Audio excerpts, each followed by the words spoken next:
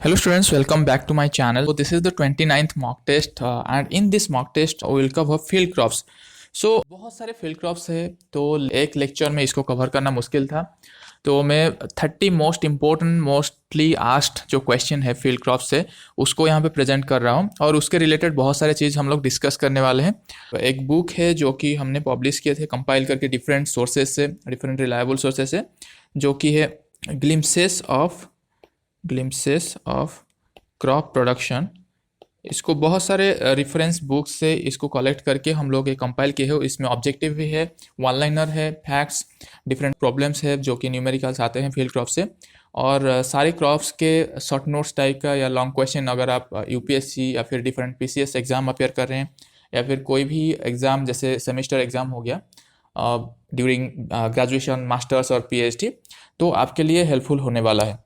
तो आप इसको परचेज़ कीजिए। इसमें सारे क्रॉप्स जितने भी फील्ड क्रॉप्स है और कुछ मेडिसिनल एंड एरोमेटिक प्लांट्स जो कि जेआरएफ के बच्चे के लिए उनके लिए हेल्पफुल होता है, तो वो भी प्रेजेंट किया हुआ है और बहुत सारे चीज़ें उसमें कंपाइल किया गया है। तो इसको आप ज़रूर परचेज़ करके इसको पढ़िए, ये बहुत हेल्पफुल होने वाला है।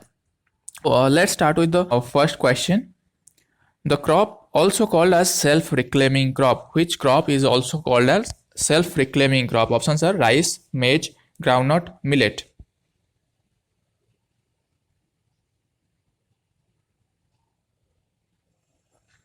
The right answer is rice. Rice is also known as self-reclaiming crop. Why this is also called self-reclaiming crop? Because rice में क्या होता है, राइस में हम लोग सबमर्जेंस करते हैं। सबमर्जेंस यानी वहाँ पे कुछ 7-10 centimetres up to 5 to 10 centimetre वहाँ पे मॉइस्चर जो है सरफेस लेयर में रहता है, मतलब फील्ड में जो भी है सैचुरेटेड कंडीशन में रहता है एक, तो उसके बाद हमको मॉइस्चर एक लेवल तक, एक हाइट तक उसमें रखना पड़ता है फील्ड में। तो राइस में सबमर्जेंस के वजह से क्या होता है, सपोज एक एसिडिक सॉइल रहता है तो टुवर्ड्स न्यूट्रलिटी, मतलब उसका पीएच बढ़ता जाता है टुवर्ड्स न्यूट्रल यानी 6.5 to 7.5 जो कि एग्रीकल्चरली न्यूट्रल सॉइल बोलते हैं, पीएच इसके अंदर रह जाता है। और डिफरेंट मतलब लॉन्ग टर्म जो मॉइस्चर वहाँ पे अवेलेबल रहता है इसकी वजह से। देन अगर सलाइन या फिर अल्कलाइन सॉइल रहता है वहाँ पे भी पीएच घटता है और वो टुवर्ड्स न्यूट्रलिटी आता है, तो फिर वहाँ पे क्या होता है, डिफरेंट न्यूट्रिएंट्स जैसे कि फॉस्फोरस हो गया जो कि पीएच डिपेंडेंट न्यूट्रिएंट्स है। मोस्टली जो न्यूट्रिएंट्स अवेलेबिलिटी होता है वो पीएच डिपेंडेंट होता है। सो जैसे कि फॉस्फोरस हो गया, आयरन हो गया, देन एल्यूमिनियम हो गया, कैल्शियम हो गया, मैग्नीशियम, ये सारे का अवेलेबिलिटी वहाँ पे क्या होता है, ऑप्टिमाइज हो जाता है। तो इसके वजह से इसको बोला जाता है self reclaiming crop. Next question, variety that is called miracle rice of India, इनमें से कौन सी वेराइटी जिसको बोला जाता है miracle rice of India? Option sir IR8, Zoya, Pusa Basmati 1, Jagannath. The right answer is Zoya. अगर पूछा जाएगा only miracle rice then IR8 होगा जो कि एरी से डेवलप हुआ था। ओनली मिराकल राइस अगर पूछा गया या फिर miracle rice of world then IR8 होगा। देन जोया जो है इंडिया का मिराकल राइस ऑफ इंडिया बोला जाता है इसको। देन पूसा बासमती 1 जो है ये world's first high yielding dwarf variety. Pusa Basmati 1 जो है India's first high yielding dwarf variety that was developed by IARI, Indian agriculture research institute, through convergent breeding. Then Jagannath जो है ये एक म्यूटेंट कल्टीवार है, म्यूटेंट वेराइटी है राइस का, जिसका पेरेंट क्या है, जगन्नाथ का पेरेंट जो है T141 इसका पेरेंट है, इसका म्यूटेशन होके जगन्नाथ रिलीज हुआ था। देन IR8 जो है इसका पेरेंट्स कौन सी है, DG cross PETA, DG and PETA, ये जो है पेरेंट्स है IR8 का। जोया का पेरेंट्स क्या है, जोया का पेरेंट्स है TN1 cross T141, TN1 cross T141 होके जोया हुआ था। ये रिलीज हुआ था 1968 में। IR8 जो है ये रिलीज हुआ था 1966 में। Next question, which among the following research institute is not associated with research on rice? Which among the following research institute is not associated with research on rice? Options are IIRR, NRRI, IRRI, CPCRI.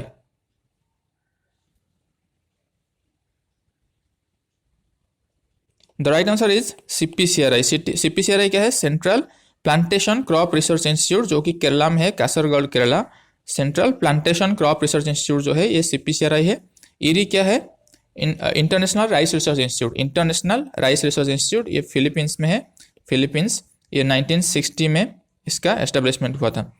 Then NRRI, national rice research institute, जो कि कटक में है, कटक ओडिशा, ये establish हुआ था 1946 में।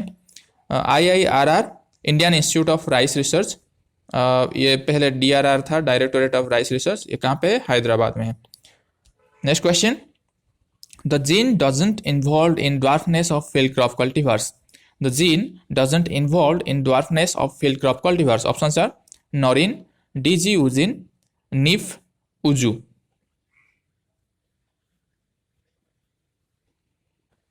The right answer is NIF gene, NIF gene. ये nitrogen fixation के लिए ये जीन इन्वॉल्व होता है, नाइट्रोजन फिक्सेशन में ये इन्वॉल्व होता है। नॉरिन जीन जो है ये व्हीट में ड्वार्फनेस के लिए यूज होता है। डीजी उजिन जो है ड्वार्फनेस इन राइस के लिए यूज होता है। उजू जो है बार्ली में ड्वार्फनेस के लिए ये रिस्पॉन्सिबल है। Next question, the most predominant rice based cropping system in India is, the most predominant rice based cropping system in India is, options are rice rice, rice mustard, rice gram, rice wheat. The right answer is rice wheat.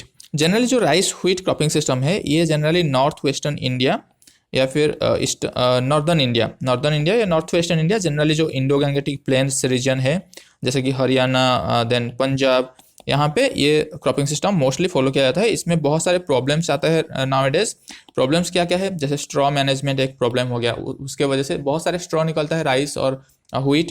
Again rice के बाद wheat sowing के पहले जो straw है उसको manage करना बहुत difficult हो जाता है, तो फिर उसको इन सिटू बर्निंग किया जाता है, जिसके वजह से कार्बन डाइऑक्साइड, डिफरेंट जो ओजोन डिप्लीटिंग गैसेस है या फिर ग्रीन हाउस गैसेस है वो रिलीज होता है फील्ड से, और different like due to rotation of the earth वो आके हमारा जो कैपिटल है दिल्ली में वहाँ पे भी पॉल्यूशन करता है, राइट, विंटर सीजन में।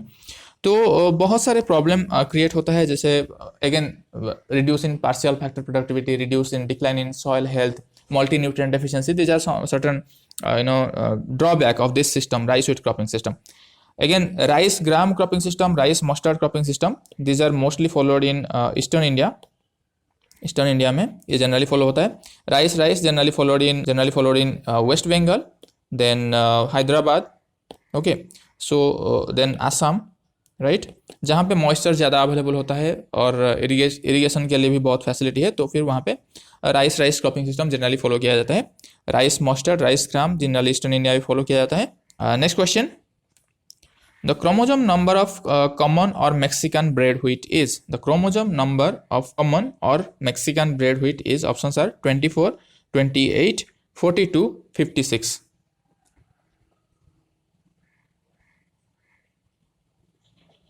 The right answer is 42। जो कॉमन और मैक्सिकन ब्रेड व्हीट जो होता है, जो हमारा ट्रिटिकम एस्टिवम है, ट्रिटिकम एस्टिवम, उसका क्रोमोजोम नंबर है 2n is equal to 6x, ये हेक्साप्लॉइड है, is equal to 42, right. Then जो ट्रिटिकम डूरम डाइकोकम है उनका कितना है 4x यानी कितना है 28, राइट, 4x यानी 28।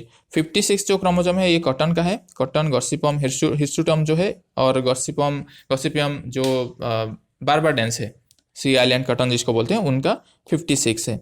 24 राइस का हो गया 24, ये ट्रिटिकम डूरम और ट्रिटिकम एस्टिवम का 28 हो गया। 42 हो गया ट्रिटिकम एस्टिवम का, ट्रिटिकम डूरम और ट्रिटिकम डाइकोकम का 28, ट्रिटिकम एस्टिवम का 42। 56 हो गया hirsutum, gossypium hirsutum and gossypium barbadense जो हमारा कॉटन स्पेसिस है। Next question, the row to row spacing of late sown wheat is, the row to row spacing of late sown wheat is, options are 15 centimetre, 22.5 centimetre, 25 centimetre, 30 centimetre.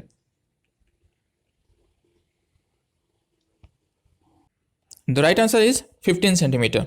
Row to row spacing generally जो commonly sown wheat होता है, generally जो कि normal सोन wheat होता है उसका रो to row spacing recommend किया जाता है 22.5 centimetre.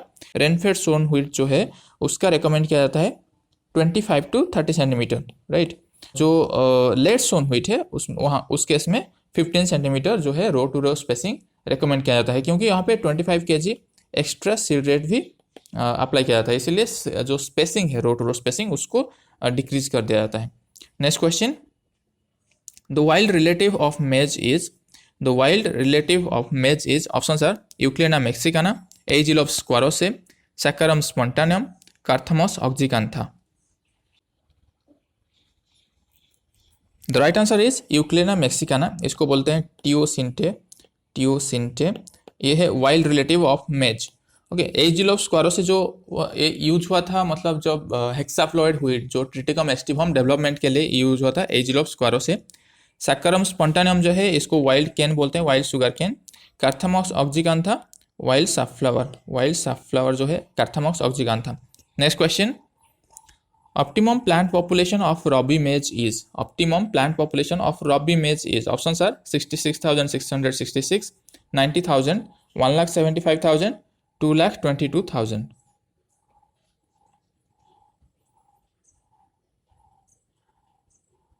The right answer is 90,000। Robbie मेज के लिए जो ऑप्टिमम प्लांट पॉपुलेशन है वो 90,000 होता है।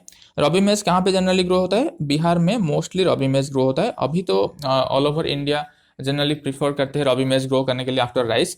सो yes, rabi maize is adopting at a faster pace than जो नॉर्मल पॉपुलेशन है मतलब मेज का, वो हो गया 66,666। जनरली जो खरीफ मेज होता है वहाँ पे 66,666 ये नॉर्मल जो पॉपुलेशन है। देन 1,75,000 ये जनरली बाजरा और सोरगम का जो पॉपुलेशन है 1,75,000। देन ग्राउंड नट का जो कि स्प्रेडिंग टाइप ग्राउंड नट है वहाँ पे पॉपुलेशन जनरली रिकमेंडेड है 2,22,000। Next question, जियामेज Tunicata is the scientific name of, Giamets tunicata is the scientific name of, options are flint corn, dent corn, popcorn, podcorn.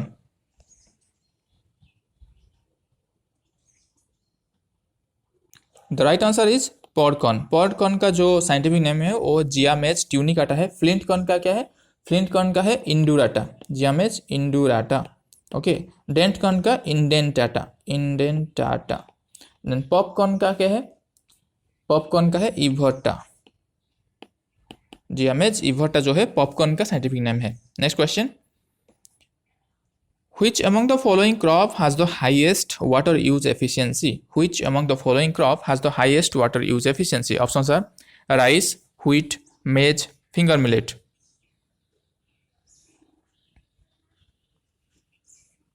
The right answer is finger millet.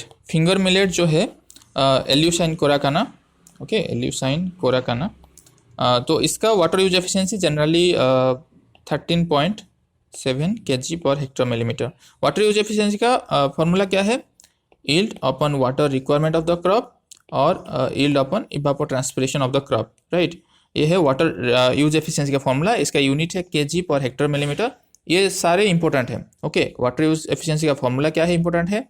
Water use efficiency का unit important है। Water use efficiency of finger millet is highest, that is 13.7 kg per hectare millimetre. Maize का कितना है? हाँ, finger millet का क्यों ज़्यादा है? ये एक C4 क्रॉप है, राइट, तो ये वाटर कम यूज करता है। देन मेज का water use efficiency around 9 kg per hectare millimetre. Wheat का around 12.6 kg per hectare millimetre, क्योंकि व्हीट में बहुत कम वाटर लगता है। राइस का सबसे लोएस्ट है 3.4 kg per hectare millimetre, okay, Hector millimetre. Next question, the place of origin of finger millet is, the place of origin of finger millet is, options are India, China, Peru, Mexico.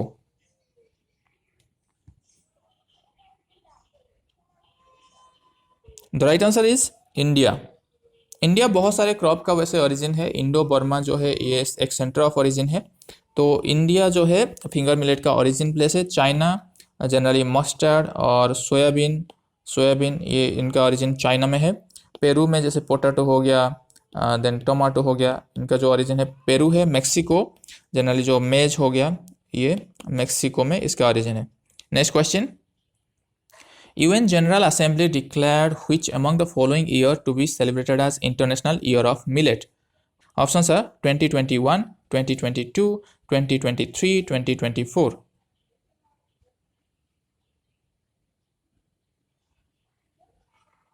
The right answer is 2023। 2023 को ये declare किया गया है कि international year of millets के हिसाब से celebrate किया जाएगा। देन 2021 जो है ये सस्टेनेबल डेवलपमेंट के लिए हुआ था, और एक्वाकल्चर डेवलपमेंट के लिए या फिर फिशरीज डेवलपमेंट के लिए 2022 डिसाइड किया गया है और डिक्लेयर किया गया है फिशरीज एक्वाकल्चर, 2023 मिलेट्स, देन 2024 कैमेलॉयड जो कि कैमल ग्रुप का आता है, जितने भी एनिमल्स उनका डेवलपमेंट के लिए 2024 ईयर ऑफ कैमेलॉयड और कैमलिन उसको डिक्लेयर किया गया है। Next question, reason for lower productivity in pulses are due to options are high photorespiration, nitrogen fixation, inverse yield nitrogen law, all of the above.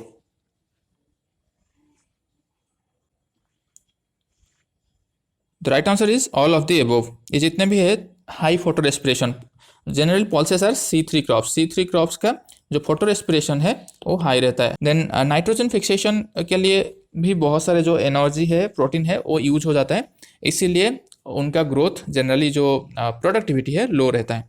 Then inverse yield nitrogen law ये propose किया थे Wilcox ने। इसका मतलब क्या है, कोई भी क्रॉप का अगर प्रोटीन कंटेंट ज़्यादा रहता है और नाइट्रोजन परसेंटेज उसमें नाइट्रोजन कंटेंट ज़्यादा रहता है तो उसका यील्ड कम रहेगा। ये इन्वर्स यील्ड नाइट्रोजन लॉ प्रोपाउंड करता है। तो ये सारे रीजन के वजह से जो है लोअर प्रोडक्टिविटी, और भी बहुत सारे रीजन है जैसे कि pulses are generally grown under rainfed condition, generally they are fertilizer use also low. In that case अगर मॉइस्चर अवेलेबल नहीं है तो फिर फर्टिलाइजर भी अच्छे से जो यूज नहीं हो पाएगा, तो फिर pulses, or generally longer duration of pulses cultivars are available and shorter duration which are climate resilient, they are not available till now. And the technology also are not developed for pulses production. For maize, like maize, rice, wheat, the researches are more intense, but for pulses generally they are cultivated in rainfed area, that's why they are being neglected. Next question, Indian Institute of Pulse Research 1993 was established at options are Kanpur, Indore, Jabalpur, Modipuram. The right answer is Kanpur में जो है Indian institute of pulse research establish हुआ था। इंदौर में NRC soybean जो है वो इंदौर में है। देन जबलपुर में directorate of weed science research, DWR, directorate of weed science research. Modipuram में फार्मिंग सिस्टम रिसर्च, जो Indian institute of farming system research ये है मोदीपुरम में, directorate of weed science research Jabalpur, NRC soybean that is in Indore, then Kanpur में Indian institute of pulse research. Next question, sour taste of gram leaf is due to presence of options are malic acid, oxalic acid, tartaric acid, both A and B.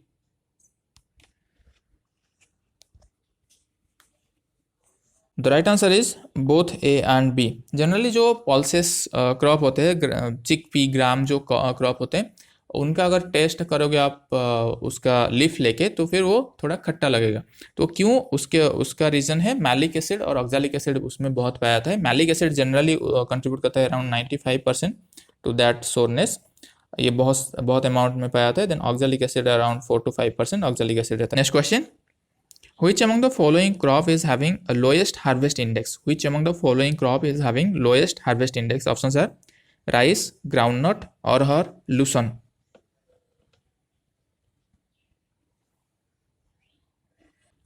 The right answer is arhar का जो harvest index रहता है generally 19%, around 19-20% रहता है। Harvest index का formula क्या है, harvest index is equal to economic yield divided by biologic yield into 100। तो ये हो गया हार्वेस्ट इंडेक्स। तो हार्वेस्ट इंडेक्स जनरली जो है लोएस्ट है जनरली पल्सेस के लिए, देन हाईएस्ट किसके लिए है, जनरली जो फॉरेस्ट क्रॉप्स के लिए हाईएस्ट रहता है। जैसे कि सपोज लूसन हो गया, उसका इकोनॉमिक पार्ट क्या है, उसका इकोनॉमिक पार्ट पूरा एबव ग्राउंड पार्ट जो भी है उसका इकोनॉमिक पार्ट है, जैसे फॉलेज हो गया, स्टेम हो गया, जो भी है उसका इकोनॉमिक पार्ट है। तो हियर अराउंड 100% जो है हार्वेस्ट इंडेक्स है लूसन केस में या फिर डिफरेंट फॉरेस्ट क्रॉप्स में, जहाँ पे डायरेक्टली जो एबव ग्राउंड पार्ट है टोटली उसको काट के फीड किया जाता है कैटल को। तो वहाँ पे हो गया, एक हो गया ये फॉरेस्ट क्रॉप्स हो गया। टोबाको हो गया, टोबाको में भी हाई रहेगा क्योंकि उसका लीफ एक इकोनॉमिक पार्ट है।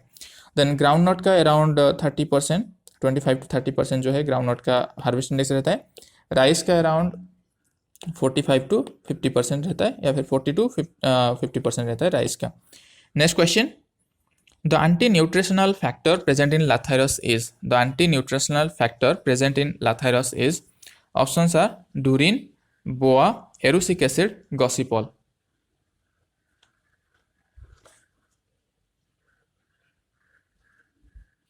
The right answer is BOAA. BOAA क्या है? Beta oxalyl amino alanine, beta oxalyl amino alanine, ये है बोआ. ये एक एंटी न्यूट्रिशनल फैक्टर है इन प्रेजेंट इन लाथायरस. ओके, ये एक न्यूरोटॉक्सिन ओडीएपी है.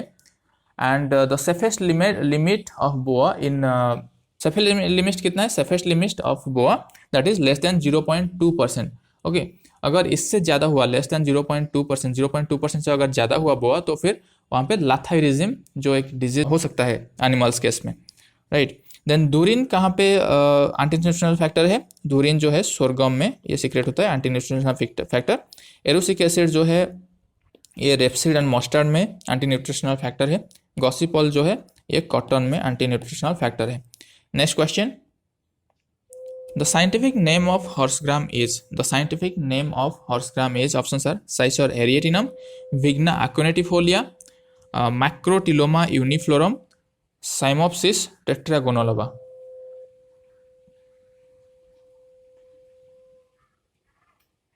The right answer is macrotyloma uniflorum. ये है हॉर्स ग्राम का, जिसको बोलते हैं कुल्थी, ये है उसका scientific name. Then cicer arietinum general chickpea का जो साइंटिफिक नेम है, और ग्राम जिसको बोलते हैं उसका साइंटिफिक नेम है साइसर एरिएटिनम.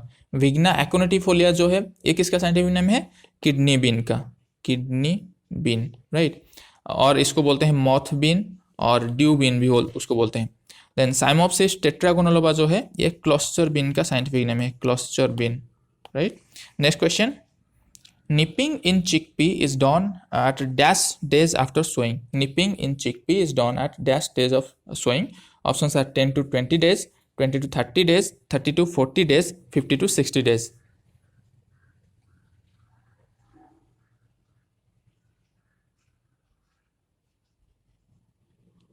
The right answer is nipping is done at 30 to 40 days after sowing. nipping में क्या होता है? सपोज ये प्लांट हो गया, राइट, चिकपी प्लांट सपोज ये हो गया, तो यहाँ पे क्या होता है, जो एपिकल बर्ड्स है, एपिकल बर्ड्स जो है इसको रिमूव किया जाता है 30 to 40 डेज में, राइट, डेज आफ्टर सोइंग में. तो उसमें क्या होता है, एपिकल बर्ड जब रिमूव किया जाता है, जो कि एनर्जी है डाइवर्ट होगा टुवर्ड्स लैटरल ब्रांचेस, यानी लैटरल ब्रांचेस ज़्यादा ग्रो करेंगे, यानी उसमें प्रोडक्शन ज़्यादा होगा. अगर एपिकल डोमिनेंस रहा तो फिर वो जो प्लांट का हाइट है वो ज़्यादा बढ़ता जाएगा और वो प्लांट लॉजिंग हो सकता है.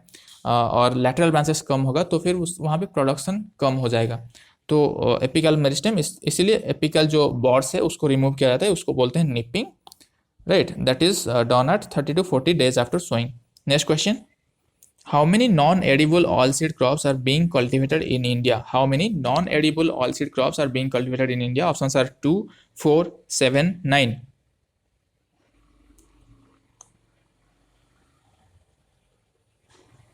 The right answer is 2.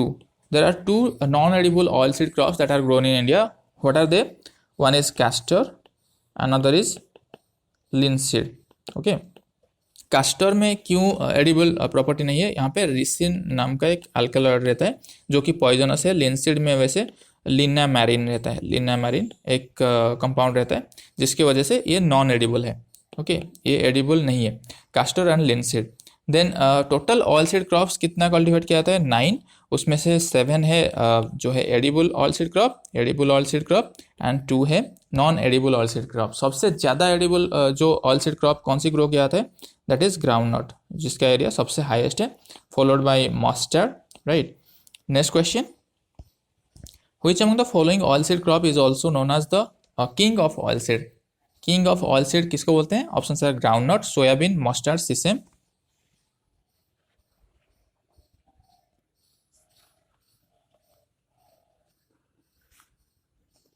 The right answer is groundnut. Groundnut का scientific name Arachis hypogaea. Okay, इसको बोला जाता है king of oil seed crop, king of oil seed crop. Then queen किसको बोलते हैं? सिसमम को. क्वीन किसको बोलते हैं? जनरली क्वीन जो होता है, जैसे सीरियल केस में क्वीन ऑफ सीरियल्स बोलते हैं मेज को, या फिर ड्रोसोफिला ऑफ क्रॉप प्लांट बोलते हैं मेज को। क्यों? क्योंकि इसको एक प्रॉपर एक सुइटेबल क्लाइमेट चाहिए होता है। क्वीन को क्या रहता है, बहुत सेंसिटिव होते हैं क्वीन, तो उनको एक प्रॉपर सुइटेबल क्लाइमेट चाहिए होता है, सुइटेबल कंडीशन चाहिए होता है। वैसे ही सिसमम को एक सुइटेबल कंडीशन चाहिए होता है to grow and to establish properly. So इसको बोलते हैं queen of oil seed crop. Next question, for longer keeping and nutritional quality of vegetable oil, the ratio of oleic to linoleic acid should be. For longer keeping and nutritional quality of vegetable oil, the ratio of oleic to linoleic acid ratio should be.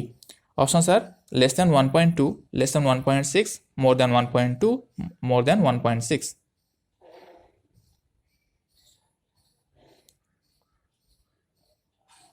The right answer is more than 1.6. Oleic and linoleic ये दोनों है unsaturated fatty acid, unsaturated fatty acid, तो ये essential fatty acid है। तो इनका जो ratio है ये कंट्रीब्यूट करता है towards the keeping quality of and nutritional quality of the oil seed. So होता क्या है, oleic acid to linoleic acid, यानी ओलेइक एसिड कंटेंट अगर ज़्यादा रहा उस क्रॉप में, उस ऑयल सीड क्रॉप में या फिर ऑयल में, और लिनोलेइक एसिड उसके कंपैरिजन में कम रहा, तो फिर इसका रेशियो जो है वो हाई होगा। तो हाई होने से इसका कीपिंग क्वालिटी भी हाई होगा और उसको ज़्यादा देर तक हम स्टोर कर सकते हैं, राइट। जैसे कि हमारा सनफ्लावर ऑयल या फिर सनफ्लावर ऑयल, वहाँ पे oleic acid in comparison to linoleic acid कम रहता है, ओके। इसीलिए सनफ्लावर ऑयल या फिर सनफ्लावर ऑयल को हम ज़्यादा देर तक स्टोर नहीं कर सकते, इसको रिकमेंड नहीं किया जाता है, इसको जल्दी कंज्यूम करने के लिए रिकमेंड किया जाता है, sunflower oil and sunflower oil. तो वहाँ पे oleic and linoleic acid content जो रेशियो है उसका वो कम रहता है सनफ्लावर एंड सनफ्लावर ऑयल में, तो इसको याद रख लेना, ये इंपॉर्टेंट है। Next question, integrated scheme for oil seed, oil palm, pulses and maize development programme ISOPOM was launched in. ISOPOM was launched in, options are 1947, 1967, 1986, 2004.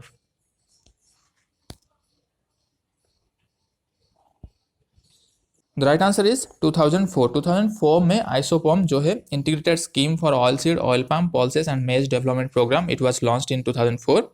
1947 में आईसीओसी लॉन्च हुआ था। आईसीओसी ये क्या है, Indian central oil committee, ICOC Indian central oil committee, ये launch हुआ था 1947 में। 1967 में लॉन्च हुआ था AICRP on oil seed, AICRP on oil seed, ये लॉन्च हुआ था 1967 में। 1986 में लॉन्च हुआ था TMO, technology mission on oil seed, technology mission on oil seed launch हुआ था 1986 में, इंपॉर्टेंट है, इसको याद कर लेना। Next question, fruit of mustard is called, fruit of mustard is called, options are pod, siliqua, beans, heap.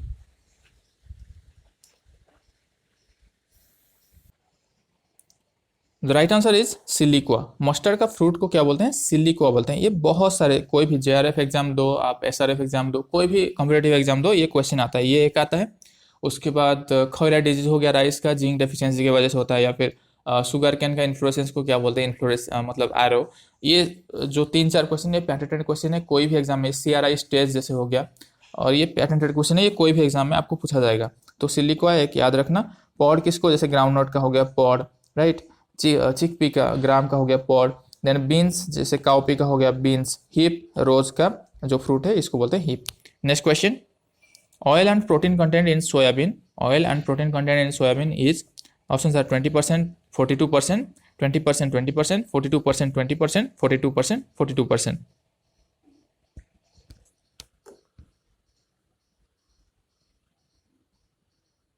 The right answer is 20% oil content and 42% protein content. Soybean में 20% oil content and 42% protein content रहता है। Soybean को also बोला जाता है कि wonder crop, wonder crop, okay. And इसको meat of poor भी बोला जाता है, meat of poor, okay. Poor man's meat भी इसको बोला जाता है सोयाबीन को। तो इसमें सबसे ज़्यादा प्रोटीन कंटेंट रहता है 42%। Next question, installation of bee hives are required for each in pollination and fruit set of which among the following crop? Installation of bee hives are required for each of pollination and fruit set of which among the following crop? Options are rice, groundnut, gram, sunflower.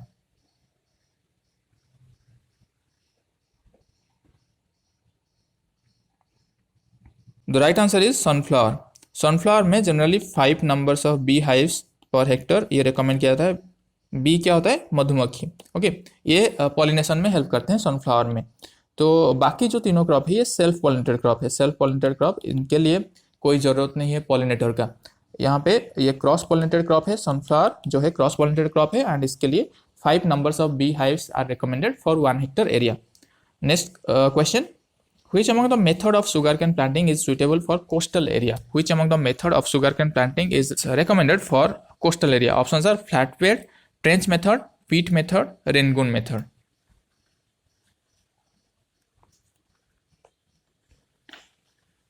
The right answer is trench method. Trench method is suitable for planting in coastal area. Peat method is suitable for planting in hilly area.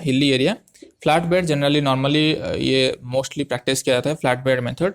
Rangoon is a Indonesian term. इसका मतलब क्या है, developed shoot. Okay. Next question. Blind hoeing is practiced in options are cotton, sugarcane, potato, both B and C.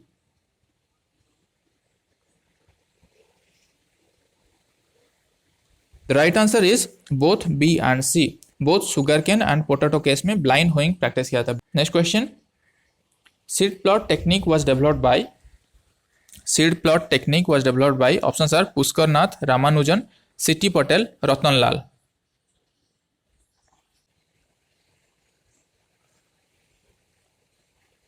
The right answer is Pushkar Nath. Pushkar Nath जो है ये seed plot technique in potato ये develop किए थे। Ramanujan true potato seed, TPS जो होते हैं true potato seed, इसको डेवलप किए थे। सिटी पटेल 4 जो है कॉटन का फर्स्ट हाइब्रिड वो डेवलप किए थे सिटी पटेल ने। रतन लाल ये सॉइल साइंटिस्ट है और ये वर्ल्ड फूड प्राइज 2021 के लिए नॉमिनेट हुए थे। सो सीड प्लॉट टेक्निक क्या होता है? सीड प्लॉट टेक्निक यानी हाई क्वालिटी सीड प्रोडक्शन के लिए और लो एफिड इन्फेस्टेड एरिया में, जैसे हिली एरिया हो गया, वहाँ पे सीड डेवलपमेंट किया जाता है। अराउंड शॉर्ट ड्यूरेशन कल्टीवेटर लेके वहाँ पे सीड प्रोडक्शन किया जाता है और उसमें लाइक सॉइल को क्लोरोपाइरिफॉस में ड्रेंचिंग किया जाता है। देन ग्रैनुलर इंसेक्टिसाइड भी वहाँ पे अप्लाई किया जाता है, जैसे फोरेट हो गया, या फिर इमिडाक्लोप्रिड स्प्रे किया जाता है, जैसे कि उस वहाँ पे एफिड पॉपुलेशन को कंट्रोल किया जा सके। तो डिजीज़ फ्री, जो इंसेक्ट फ्री या फिर डिजीज़ फ्री सीड्स हमको मिल सके, उस जो टेक्निक है उसको बोलते हैं seed plot technique, and it was developed by Pushkar Nath. Next question. Species of cotton also called sea island cotton और Egyptian cotton. Species of cotton also known as sea island cotton और Egyptian cotton. Options are gossypium hirsutum, gossypium arboreum, gossypium herbaceum, gossypium बार्बाडेंस.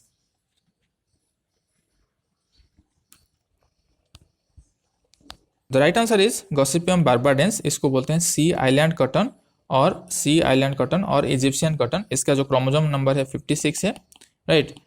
ये एक new world cotton है, new world cotton. ये Gossypium बार्बाडेंस है और Gossypium hirsutum भी new world cotton है. ये ओल्ड वर्ल्ड कॉटन है, old world cotton. Gossypium arboreum और गॉसिपियम हर्बासियम ऑल्सो कॉल्ड देसी कॉटन. ओके, इनको बोलते हैं अमेरिकन कॉटन. गॉसिपियम हिरसुटम जो है इसको बोलते हैं अमेरिकन कॉटन. गॉसिपियम बार्बाडेंस जो है ये इजिप्शियन कॉटन है, एंड देसी कॉटन बोलते हैं आर्बोरियम एंड हर्बासियम को. Next question. For delinting of seed cotton which among the following chemical is used? For delinting of seed cotton which among the following chemical is used? Options are abscisic acid, nitric acid, sulphuric acid, hydrochloric acid.